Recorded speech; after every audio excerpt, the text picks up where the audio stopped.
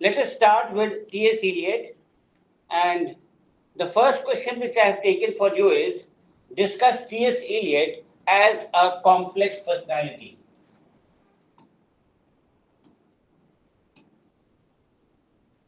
तो यहाँ पे समझने की बात है कि कॉम्प्लेक्स पर्सनालिटी किस प्रकार से how do you analyze that yes, T.S. Eliot was a complex personality, and the reason was that he was known for many sides of his personality. He was not a one man. He had lot many things embedded into his personality. We all know that he was born in America, he was taught in Europe, and finally he became a citizen of Britain. Apart from all these things, he is also known to be a personality who had multifaceted tasks, who had multifaceted blends of many things.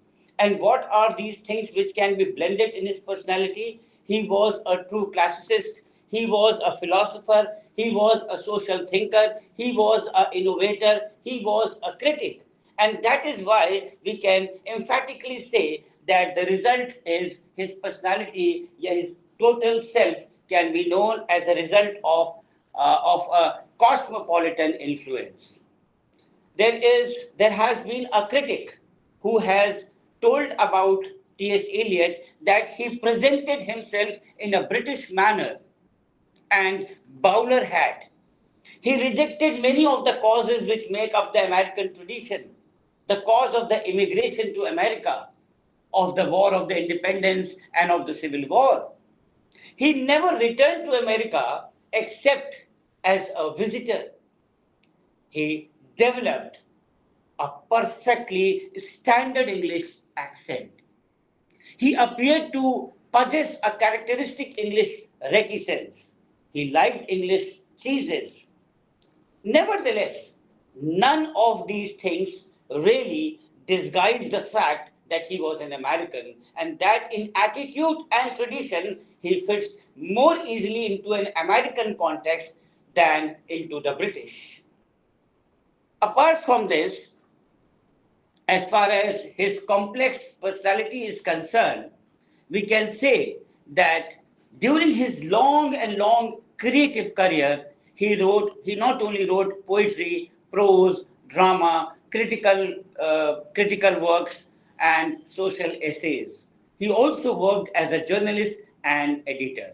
So, in short, now you have understood that T.S. Eliot as a complex personality because whatever questions will be asked, इस brief lecture की help से आप बहुत सारी चीजें अपने सब conscious में रखे रहिएगा और उसका इनपुट अपने सारे क्वेश्चंस में या जो भी क्वेश्चन आप चूज करती हैं उसमें बिखेर दीजिएगा. Fine. Now the second question is discuss the influence of Oriental philosophy. Oriental philosophy on T.S. Eliot.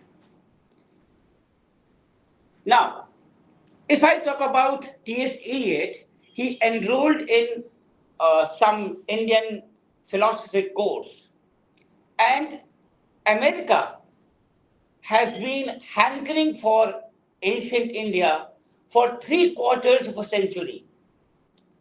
So the New England मतलब समझते होंगे आप, द न्यू इंग्लैंड के जो ट्रांसेंडेंटलिस्ट थे, the New England transcendentalist, they pursued the literature of the Orient, and there was a person known as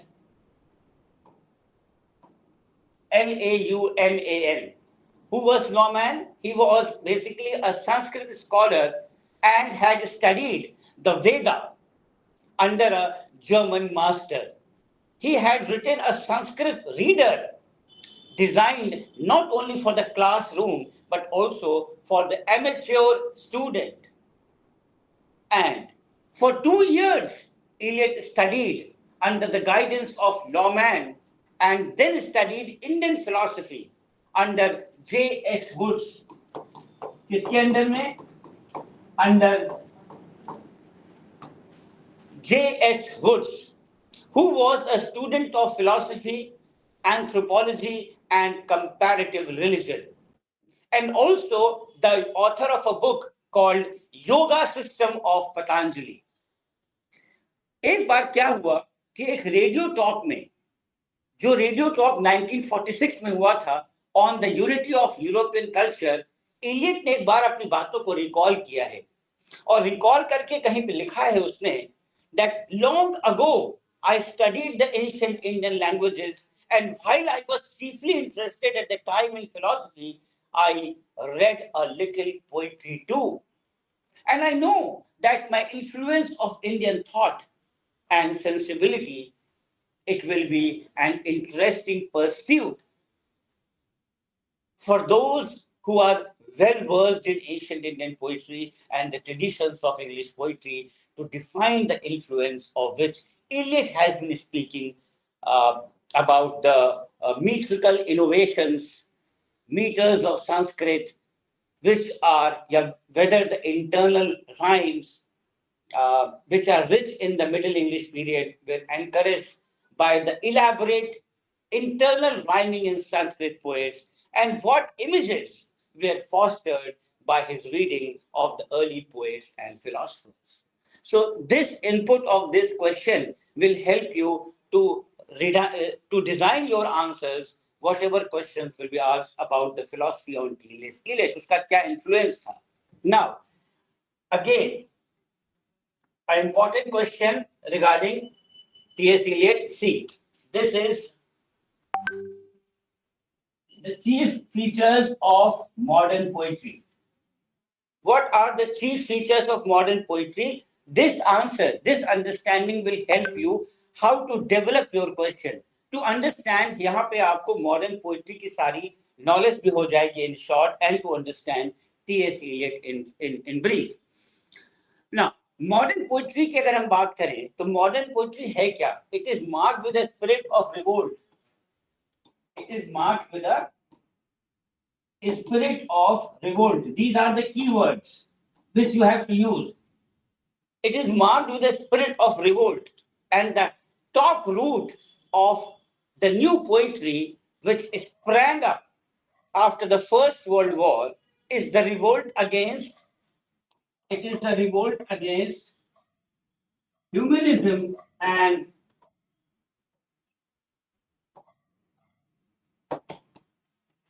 these two are the main keywords. It is the revolt against humanism and romanticism. And the revolt is largely due to the impact of science. ये revolt क्यों है? क्योंकि science का impact बहुत ज़्यादा था. And the modern poet turns away from the decadent romantic tradition, still which you will see in the Georgian poetry. And modern poetry is marked with a pessimistic tone. These are the key factors, key terms. Pessimistic tone.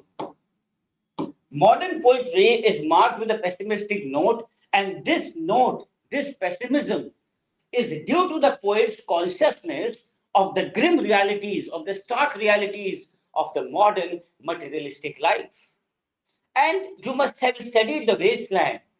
The Wasteland is actually an epical work which shows the entire materialistic world with so much of disillusionment. And this life has shattered all the romantic dreams, and the modern poet makes extensive use of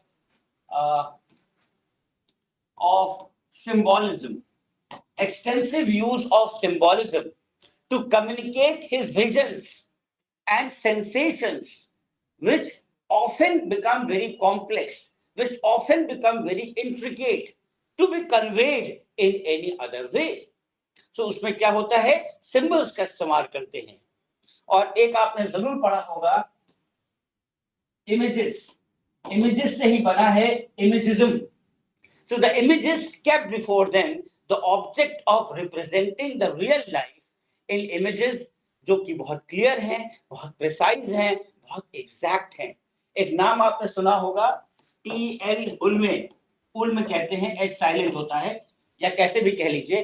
T.L. उल्मे, उनका जो leader था imagism का या images का, insisted that poetry should restrict itself to the world perceived by senses and to the presentation of its themes in a succession of concise, clearly visualized concrete images.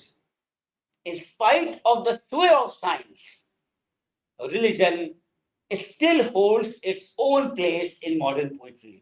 Religion का अभी भी स्थान है modern poetry में. और modern poets की अगर हम बात करें, so they are lovers of nature as well. They have a deep love, delight in nature, which are characteristics of modern poetry. Modern poet believes, they believe in new techniques, they believe in new innovations, and they are influenced by the techniques of other fine paintings. जैसे modern poetry क्या होती है कि the modern poetry, ये words याद रख लीजिएगा इसको लिखने के लिए, आप नोट कर लीजिएगा कहीं मिस न कर जाएं. The modern poetry is suggestive. ये सब वर्ड्स का आपको इस्तेमाल करना है. The modern poetry is suggestive. TS Eliot का क्वेश्चन आ जाए, मॉडर्निज्म पे क्वेश्चन आ जाए, कैसे भी इन शब्दों का इस्तेमाल करेंगे आप, तभी आपको नंबर उठेगा. बिकॉज यहाँ पे एग्जामिनर को ये समझ में आ जाता है that you have exactly written very precise answer. So the modern poetry is suggestive, modern poetry is elusive. Suggestive है, एल्यूसिव है, कॉम्प्रिहेंसिव है, कॉम्प्रेस्ड है, डायरेक्ट है, डिसिप्लिन्ड है, कंडेंस्ड है, एपिग्रामेटिक है. जितने सिनोनिम्स या हो सकते हैं आप लगा सकते हैं. Generally it is esoteric, ESOTERIC. Generally it is esoteric and obscure. Decay, transience इसके मेन थीम्स होते हैं. आप लिख सकते हैं कि मॉडर्न पोएट्री के जो थीम्स हैं, दे आर डीके एंड ट्रांजिएंस.